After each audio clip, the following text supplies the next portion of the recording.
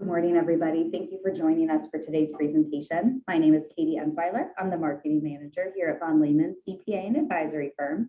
We are recording the presentation, so should you need to log off early or you miss a piece of information, we'll be sending that link out later on today. We are offering CPE credit for this presentation.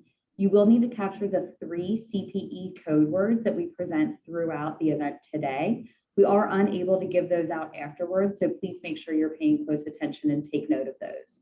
We'll be sending out a link in the follow-up email to give everyone the link where they need to go for the certification for their CPE. We will also include the email addresses for our presenters, so should you have any follow-up questions, you can reach out to them directly.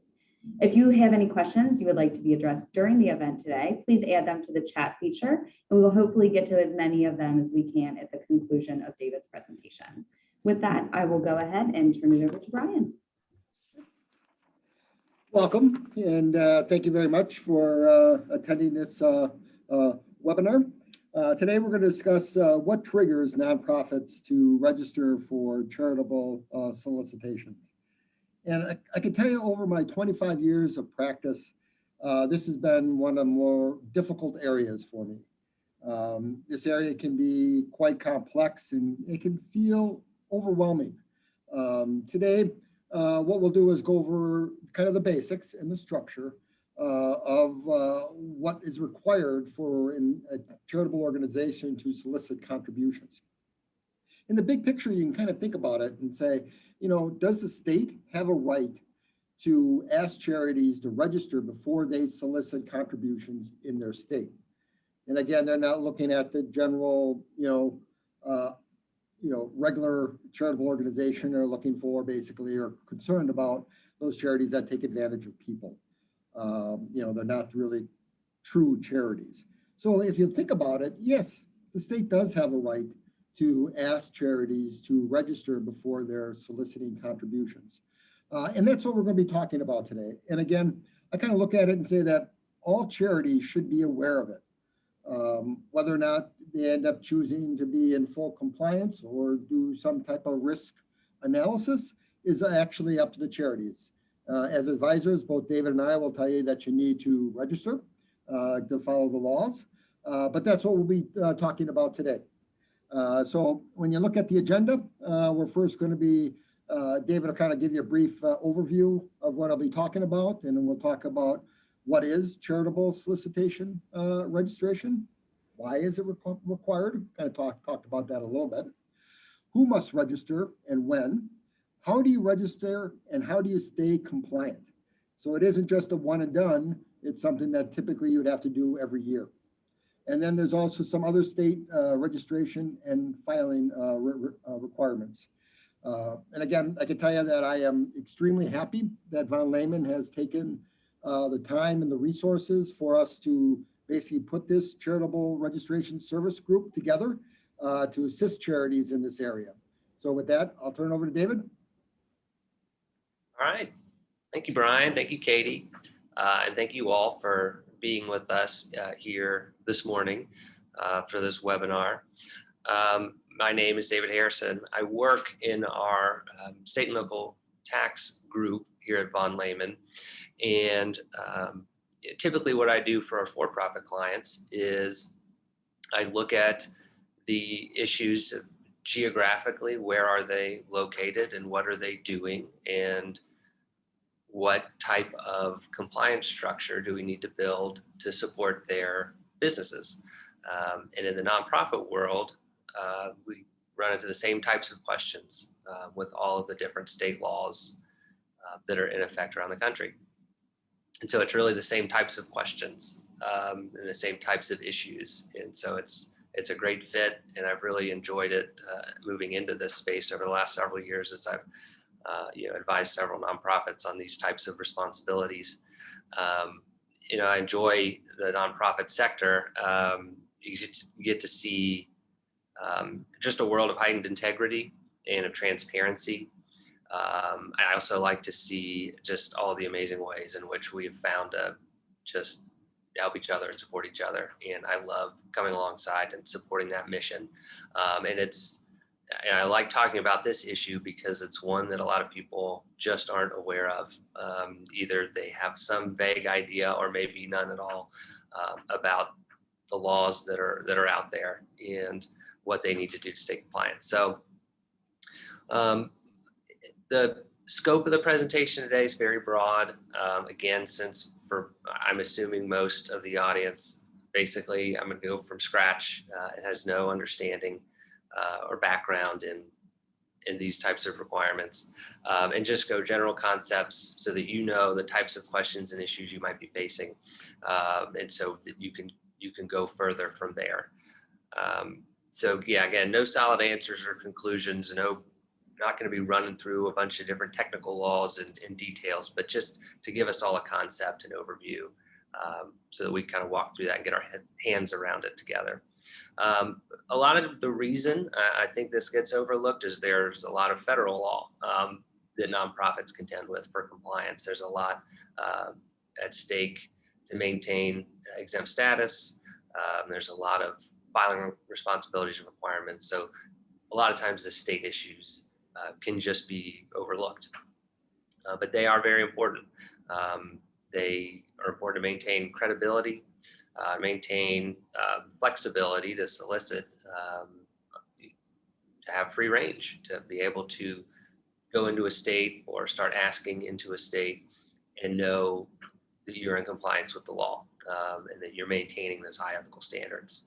All right, let's move on. Next slide.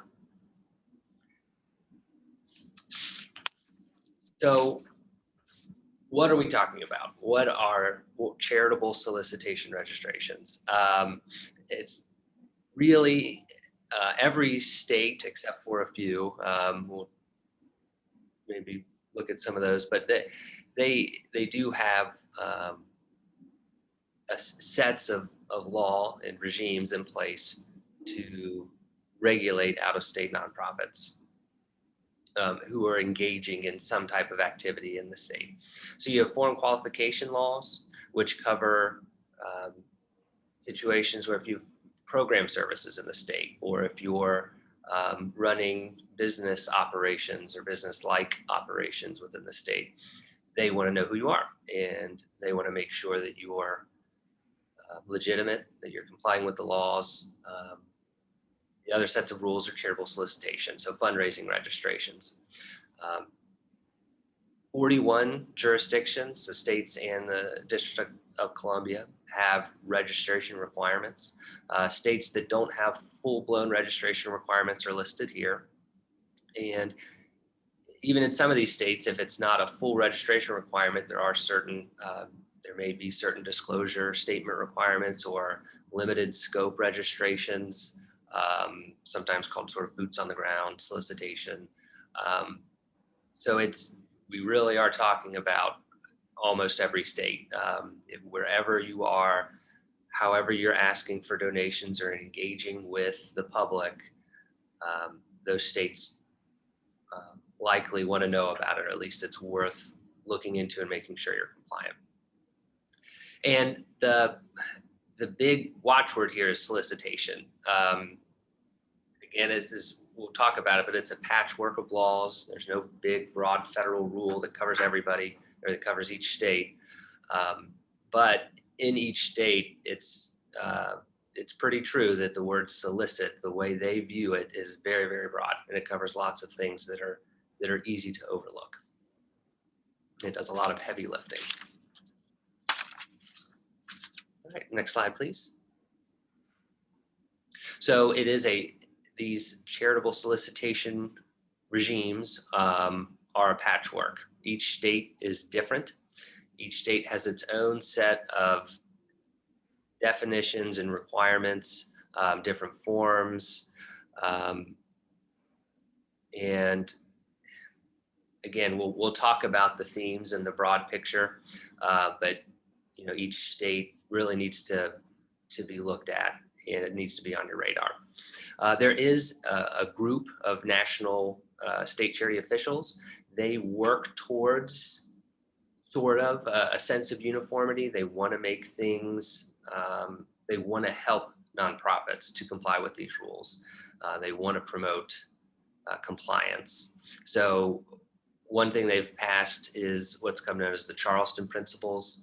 That actually covers internet solicitation, because as the internet has come around, it's made things easier, but also more complex.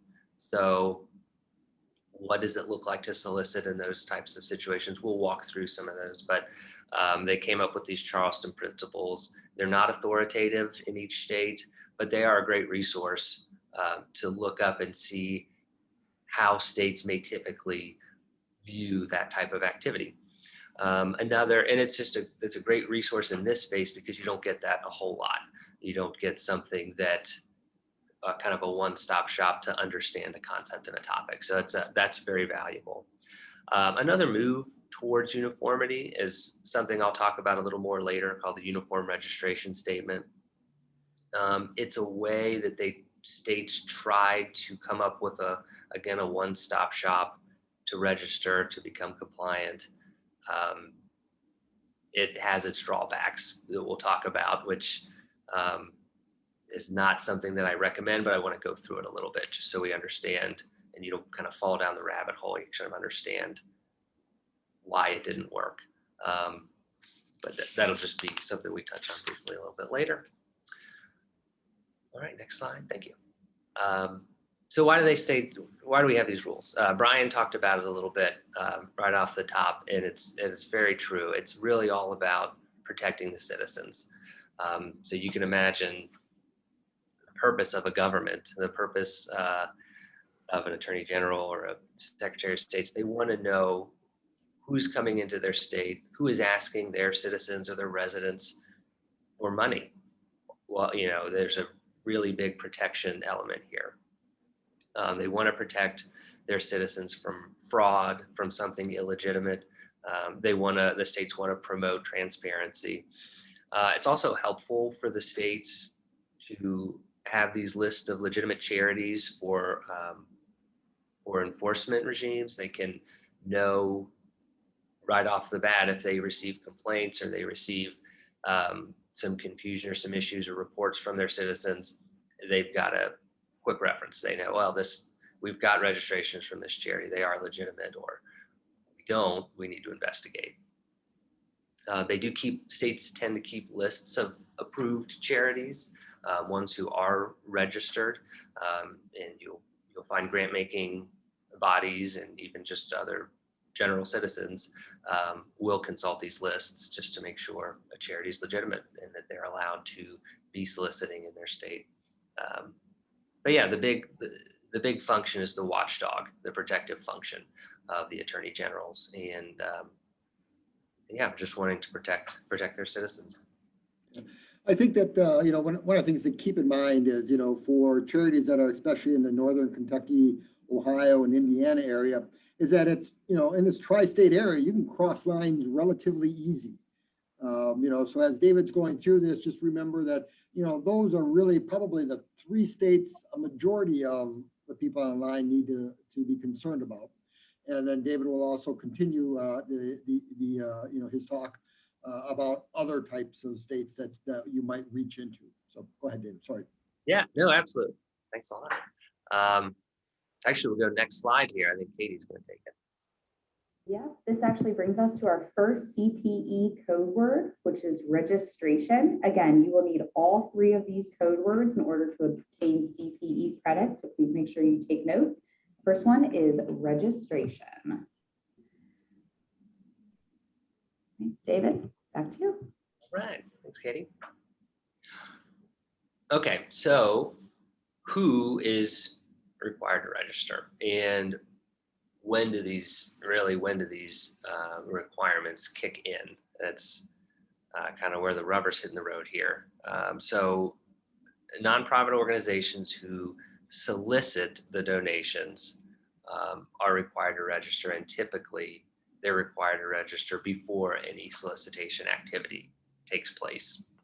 In solicitation, it really just means ask. I mean, any time that you have an ask of someone in the public or of a grant-making institution, really anyone, that is considered a solicitation for the most part. Also, most states do not have a state-specific donation threshold amount.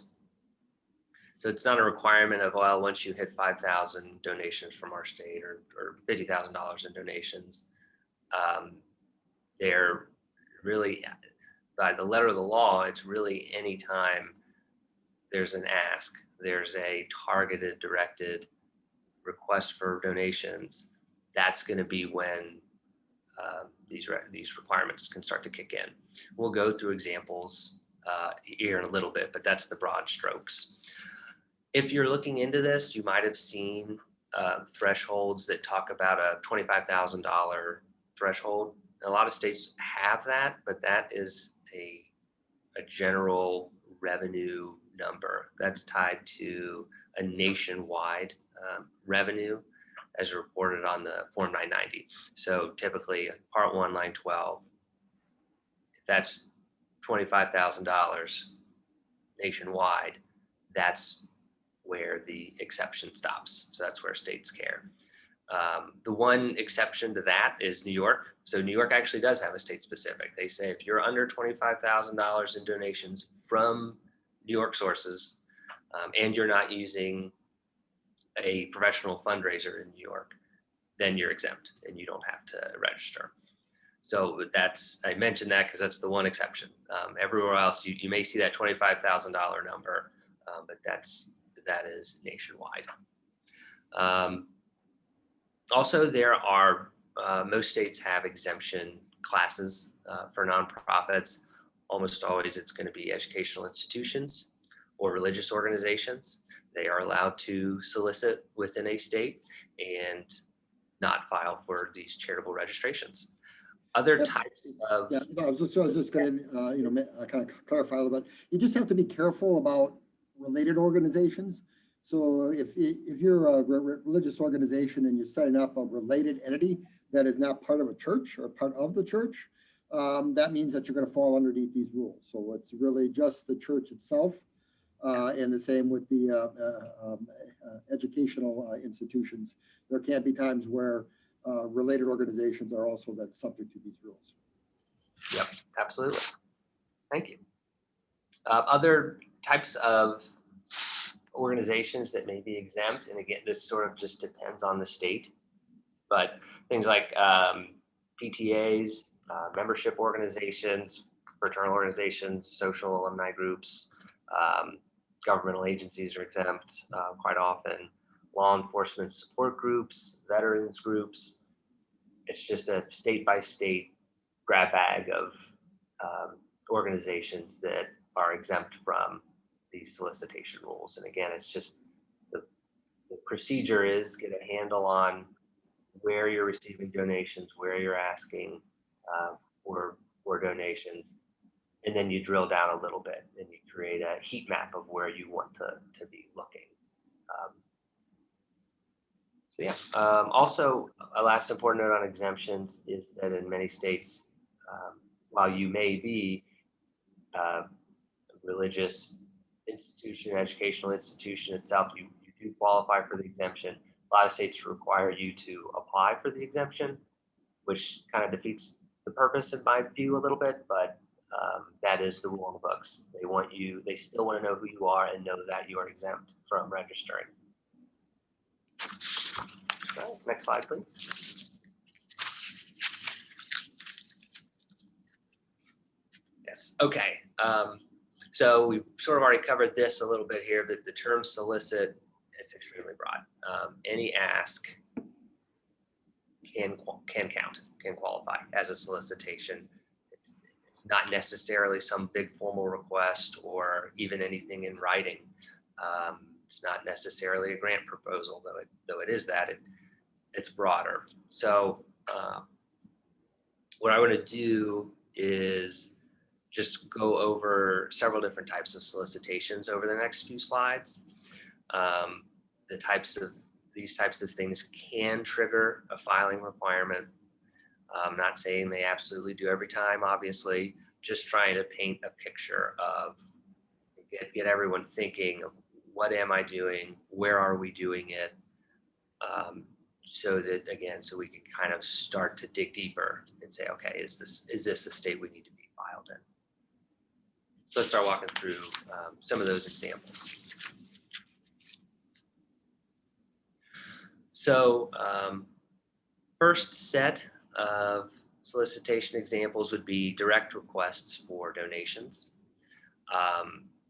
These are the direct asks, phone calls, direct mailers, newsletters, and again, grant proposals submitted to foundations are all very clearly solicitation activity and can start to trigger filing requirements.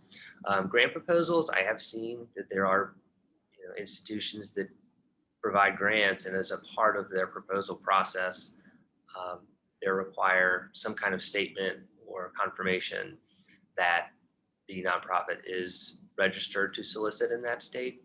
So again, just something to keep in mind as you're figuring out where you may want to register, is if you're receiving grants or that's a part of your fundraising strategy, to be proactive about that, because sometimes some of these states can take up to 3 months to finalize the process of registration. So that pushes you past a due date. You miss out on a proposal opportunity.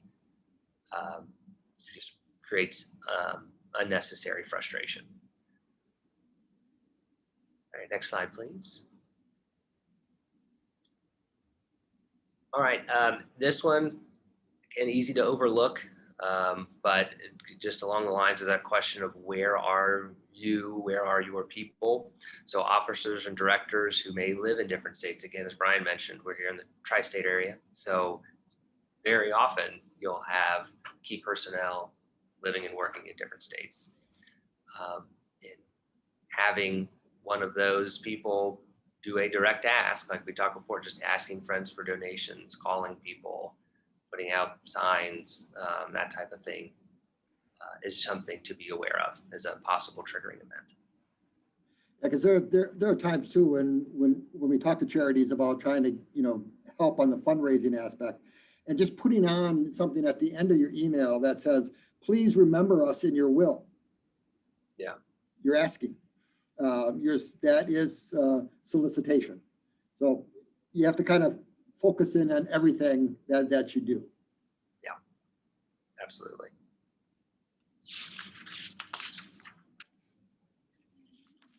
Let's see. Next slide, please, Katie.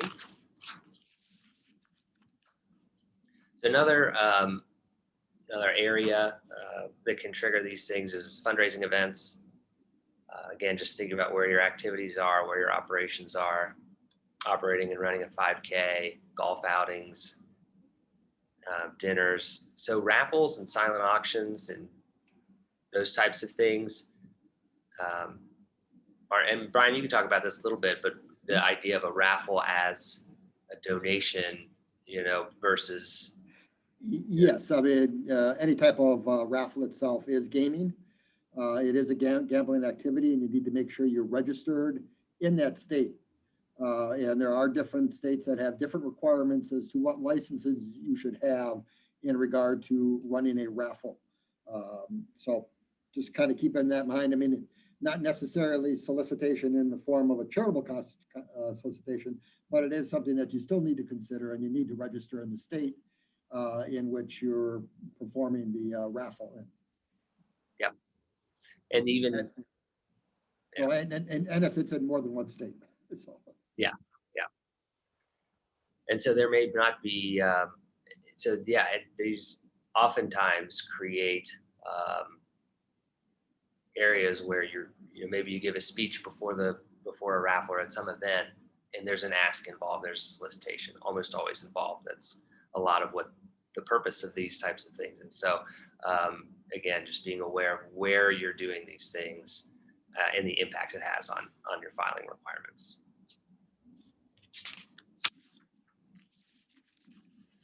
Thank you, Katie. And there was one thing that actually happened to me, which I was very surprised.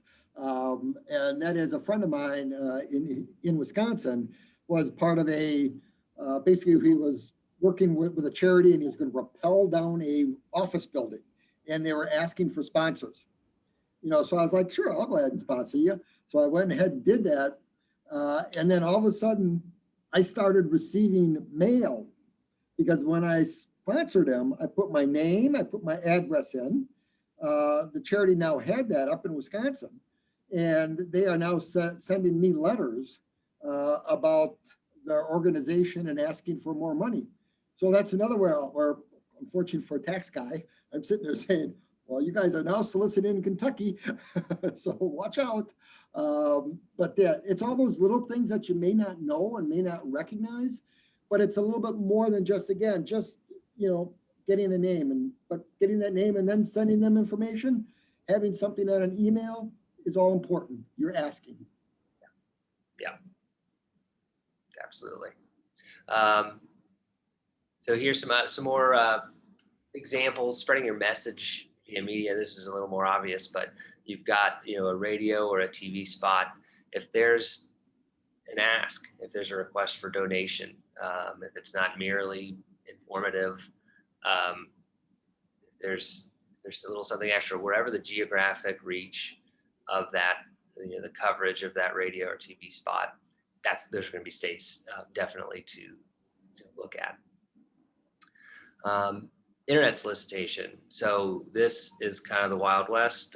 It's not entirely clear in each state. Again, that's what that NASCO group was trying to do with the Charleston Principles, is get some better understanding around internet solicitation, what counts, what doesn't.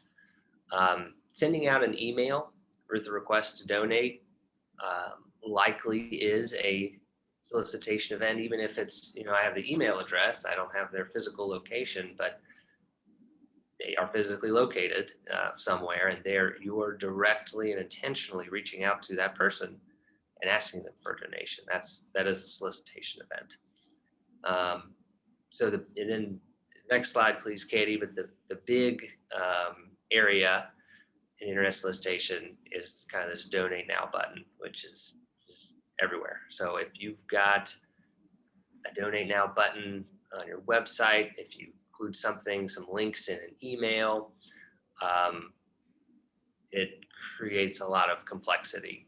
It's a bit of a big area of disagreement right now, but we'll go into that a little bit more. I think Katie's got another CPE word for us for now, though. Sure do. The next word is going to be IRS. Again, you will need all three of these in order to obtain credit for CPE for today. So make sure you take note of this one. It's IRS.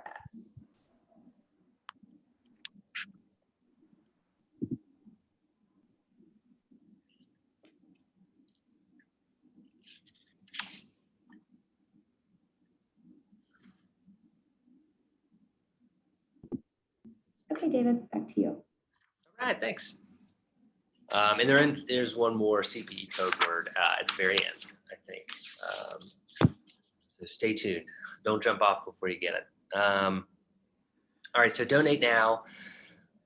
There are actually several commentators and practitioners in this area and advisors who do hold that donate now button on a website.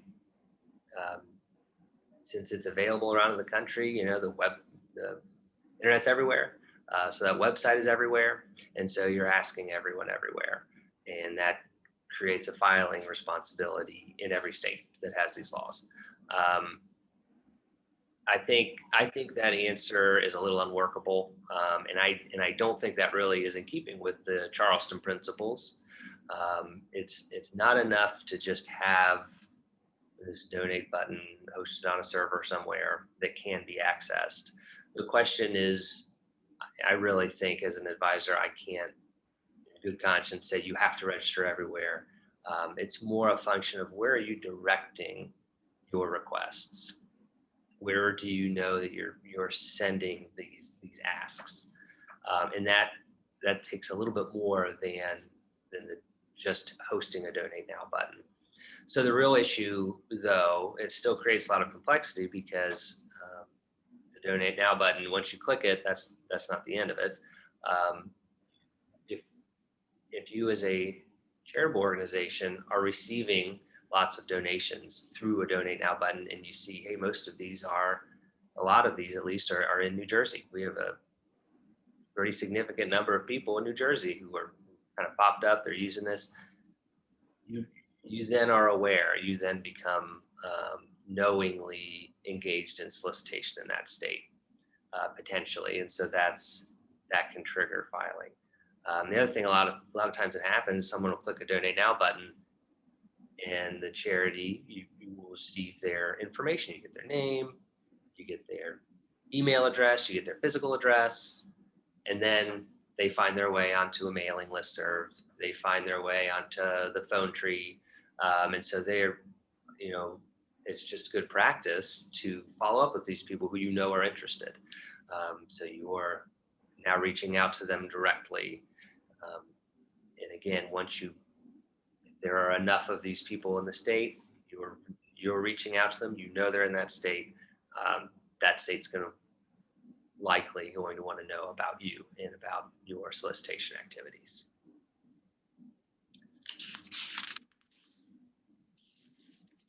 All right. So again, a lot of times this is an overlooked area. And so maybe you're thinking through some of these situations, these examples, and you're doing them in states where you're not registered. So the way to fix that is to just start to understand that risk and understand that exposure and kind of walk through the steps. So first, you would want to review your activities. Where are you performing program services? Where are you performing fundraising activities? Where are your people? Where is your property located? And where are these events taking place? Another thing to do is sort of develop a list of donors by state. If you can compile a list, a lot of times we'll ask clients to compile a list of the number of donations that come from each state, and then the amount of donations that come from each state. Again, just to get an understanding of your geographic footprint. And then the next would be come up with a list of solicitation activities. Really think through what are the things that you're doing that have the ask, where the ask is embedded in that. And really try to get an understanding of where that's happening and where those are being sent. So the big kind of picture way to think about it is think about it both in terms of incoming and outgoing. Incoming being where are these donations coming from? And then the real key with charitable solicitation registrations is the outgoing. What are you putting out there?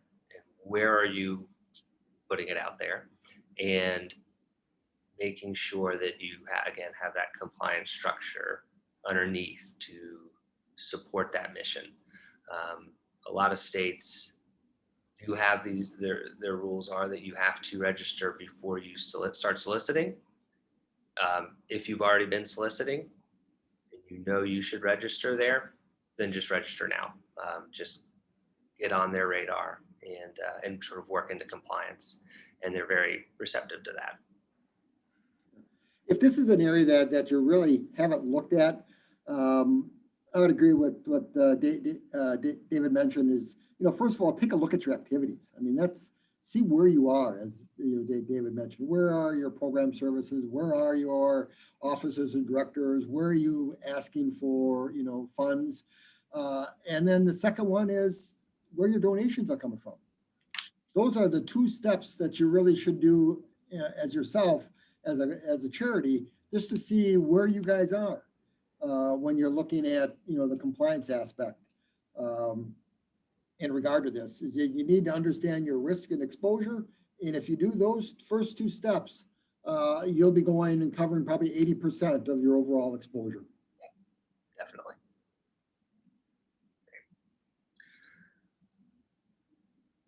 All right, so let's say you've kind of walked through that process. You research the rules in the state. You determine there is a filing requirement. How do you register? again, there's no one size fits all.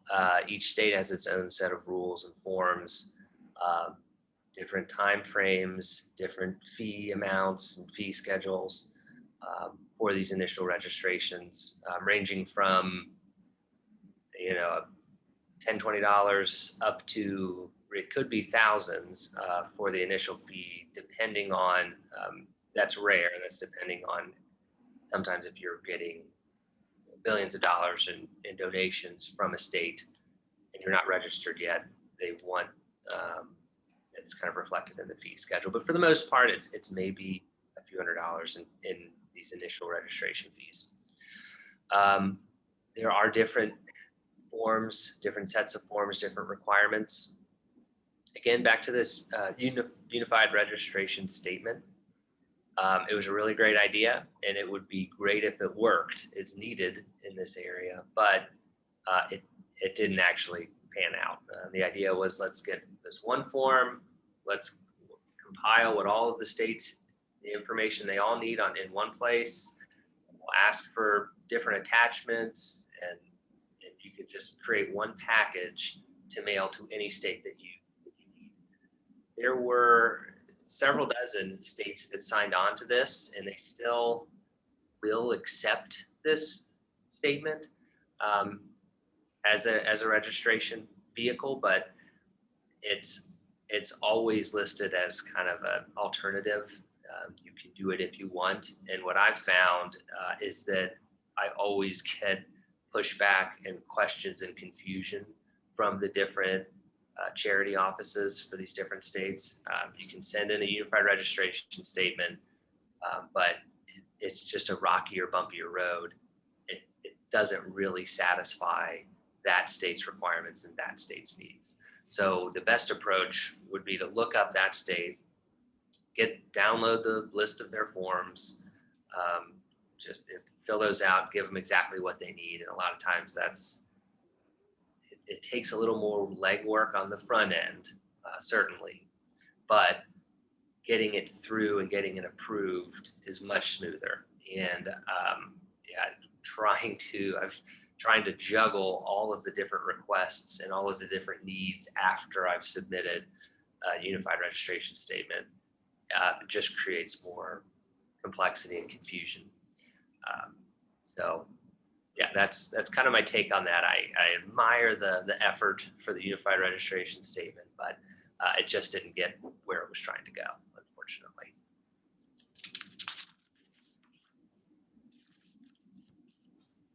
So yeah, so we're left with just looking at each state's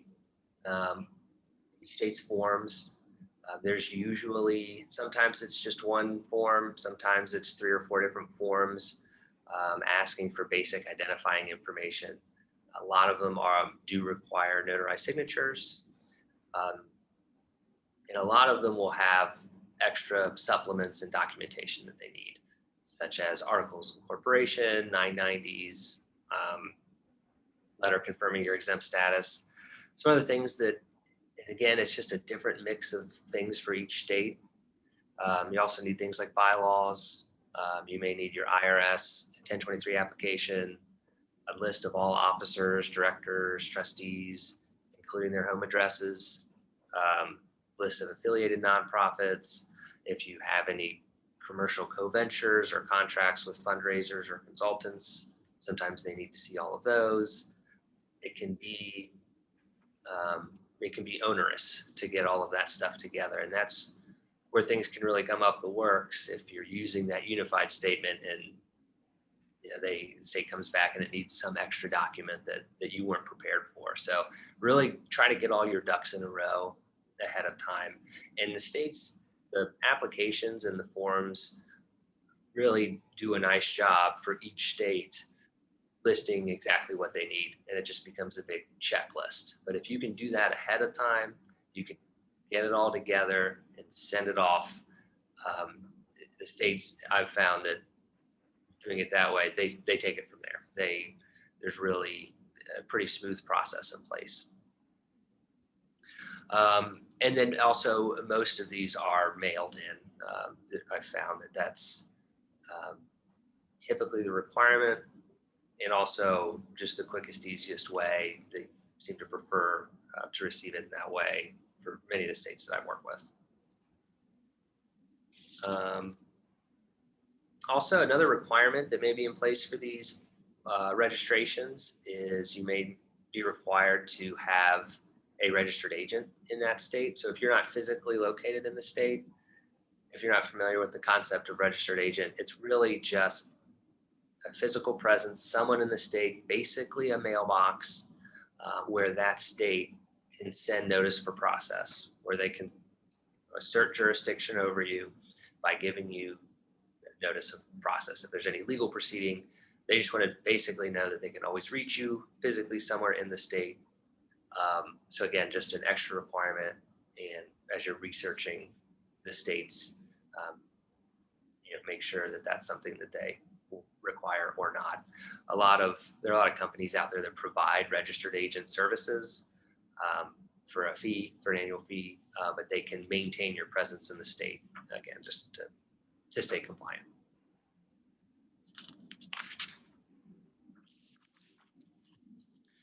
So there are the initial registrations that are required before you solicit. And most states require updates and renewals annually. Sometimes it's biennially. And these range in complexity. And of course, we're working with a patchwork here. So complexity remains. The biggest issue is always the due dates. Sometimes it's due on a calendar basis. Sometimes it's due, the renewal is due 3 months after your fiscal year ends. So it's just a matter of administratively tracking these due dates, staying on top of what's required for this renewal. Do I have my most recent audited financial statement? Do I have my most recent filed 990? And getting all that in. So it's the same issues of all of these different forms and what's required. And then also on top of that, you've just got sort of this due date maintenance aspect to it as well. You've gone through the work of registering, being compliant, following the law, and then keeping up with it is kind of that next step.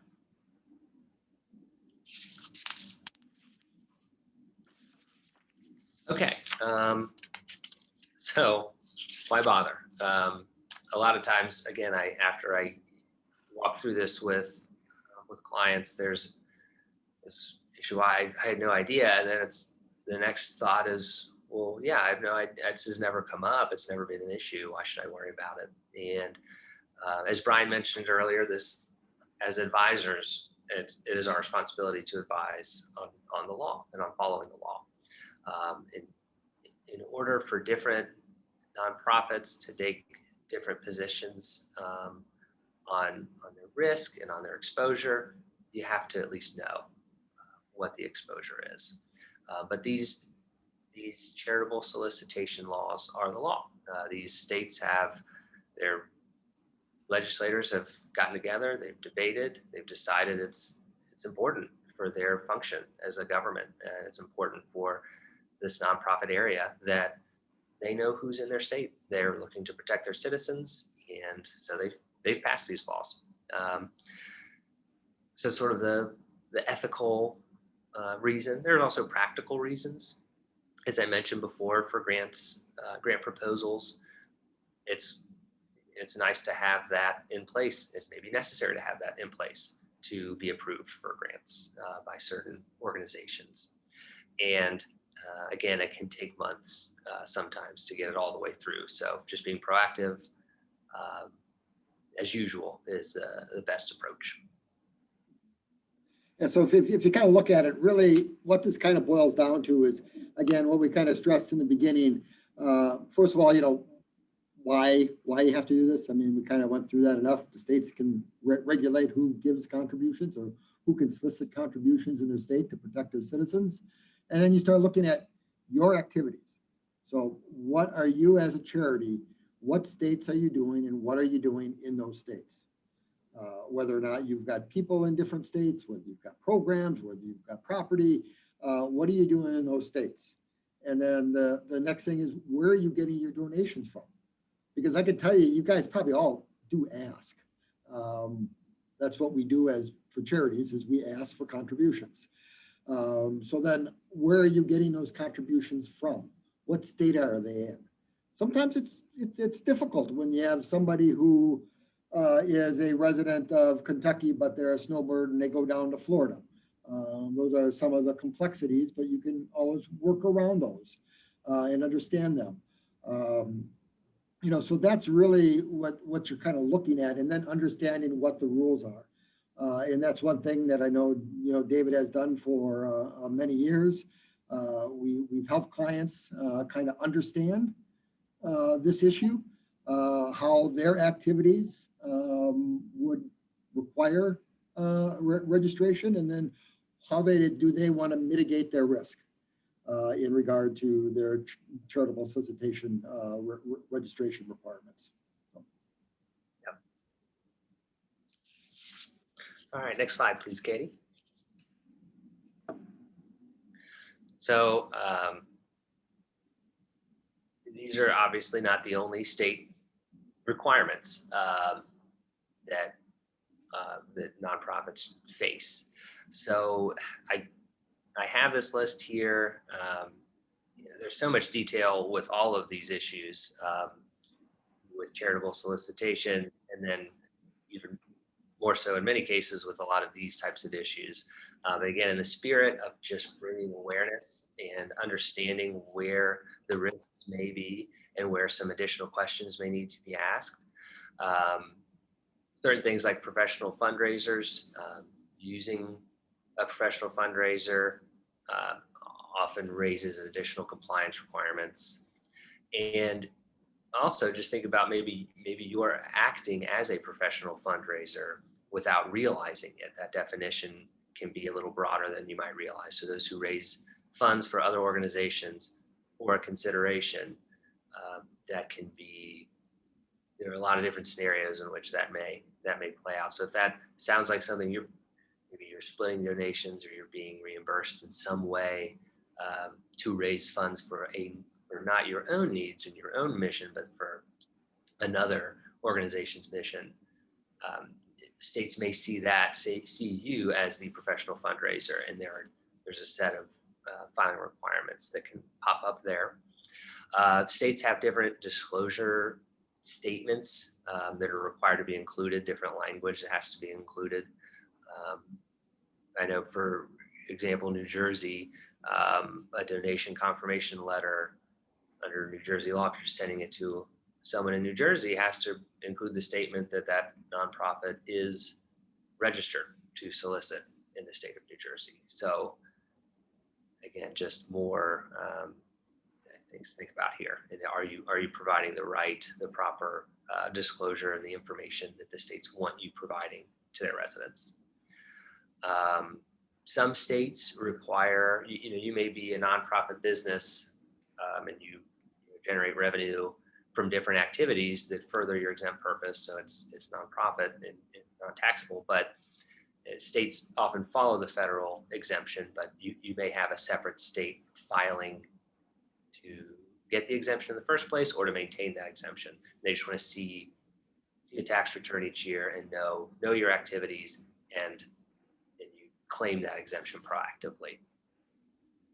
And then I mentioned this earlier as well, towards the top, but foreign qualification, if you're performing activities, program services, or business type activities in the state, a lot of times just like a for-profit business would need to file to qualify to do business. Nonprofits may as well for their activities. So just some more food for thought in the spirit, again, of compliance, transparency, and just knowledge, understanding the exposure, understanding the potential risks and requirements to accomplish your missions.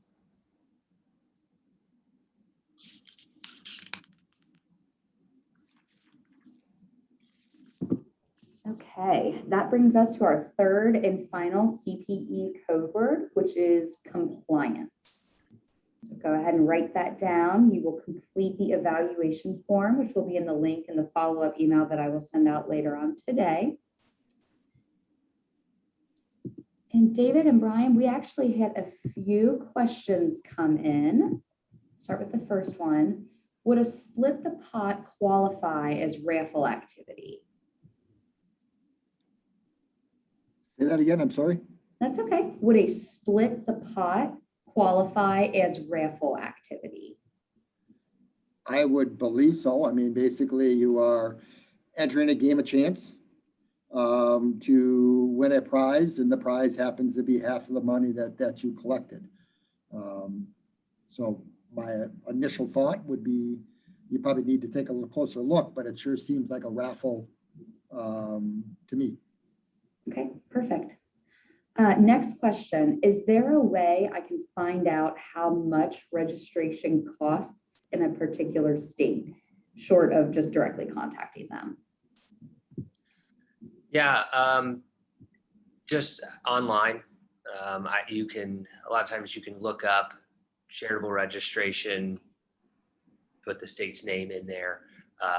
Just a simple Google search usually will get you to the Attorney General website or the Secretary of State website, whoever's enforcing those laws, and they'll have their fee schedules listed on their websites. They're very open about that. Sometimes you may need to actually download the form, and it's just in the PDF of the form where they list out the fee schedules, but you should be able to find that on the state's website. Yeah, and if you're not sure, and you're not 100% sure that you got the right website, please send us an email. We will help you in any way that we can, assist you in trying to understand what your risk is and what the organization would like to accomplish. Absolutely. And to Brian's point, if you do have any questions, I will be sure to include the email addresses of both David and Brian in my follow-up email. So if you do have any questions, need some clarification on anything, please reach out to both of them. They're more than happy to assist. And then we do have one more question. What is the risk of non-compliance? The risk of non-compliance is primarily ethical. The fact is that these are the laws on the books. States also have laws on the books to enforce fines and penalties for non-compliance. I don't see these enforced or asserted very aggressively, honestly. If they are asserted, it's obviously embarrassing. They would have to come out of the boards or the directors' pockets personally. It's not. It would not be allowed to come out of the charity's funds. So that can be pretty onerous. There's also the risks of, as I mentioned a few times, about the grants or applying for grants and not being compliant and ready to submit the proposal timely. There are also, so it's more ethical. It's more along the lines of compliance with the laws where you're operating, more so than aggressive penalties or harsh enforcement action. And I think that's why it's important to at least understand what your risk is. I mean, as David mentioned, those grants are important if all of a sudden it's coming from, a different state. Also, if one of your big donors decides to move down to Arizona for the winter, and he's talking to his friend and he's talking about how great your organization is, and that friend looks you up on the aspect, whether or not he wants to give you as a qualified organization in Arizona, they would be looking at you and saying, no, it's not a qualified organization. So is the risk big? No, but it is there. Okay, another question. If a nonprofit offers charitable gift annuities, CRATs or CRUTs, does the nonprofit also have to register with the insurance commission in the state? Yeah, that usually goes on a state-by-state basis, because I know a lot of them do require state registration, because effectively it is an insurance product. And generally, when I've been through my practice, I've seen And all the charities that, try to raise money through charitable gift annuities, those people that invest or make gifts for charitable gift annuities live outside their life expectancy, and sometimes they go underwater. But yes, I would think that you would have to, check with each individual state, because it is something that insurance would require. Makes sense. And it looks like we have one final question. Oh, another one came through, so we'll see if we have time for all of these. In Kentucky, charitable corporate registration is handled by the Secretary of State, but charitable solicitation is handled by Attorney General Office. Is that the same for all states? That's not the same for all states. Okay. It just, unfortunately, it's a typical answer. It just depends on how that state has structured their compliance regime, structured their laws, and who's enforcing it. Okay. I think if you want to kind of look at it and say, how does the state of Vermont handle it? You could probably just, Google charitable solicitation in the state of Vermont, and you'd probably be able to find what that structure is. Or you can contact David or myself. Okay, I'm going to try and sneak one more question in. Would grants that the state itself provides, i.e. the Ohio Arts Council, qualify as something for which we need to have been registered? Are we potentially going to be penalized for these? Or are these penalties that the board would have to be responsible to pay for, usually be covered under board insurance? And you got it, okay. So yeah, that does sound like solicitation to me. It would depend on the state. I think that would be a state specific question that I would kind of want to confirm and look into. Again, All charitable organizations that are in Ohio should register in the state of Ohio. They've got it right online. They ask for a fee, and I believe that covers the charitable registration stuff. But I can, touch base with David, and we can let you know on that later. Yeah. So, so whoever has that question, please email us, and we will get you the answer. Perfect. Thank you to both Bryan and David for their time today, as well as all of the attendees. We really appreciate you coming to our event. As I mentioned, I'll be sending a follow-up email later on today with the link with the recording, as well as the link to obtain the CPE credit and the contact information for both Bryan and David. That concludes today's event. We appreciate your time and have a great day. Thank you. Thank you.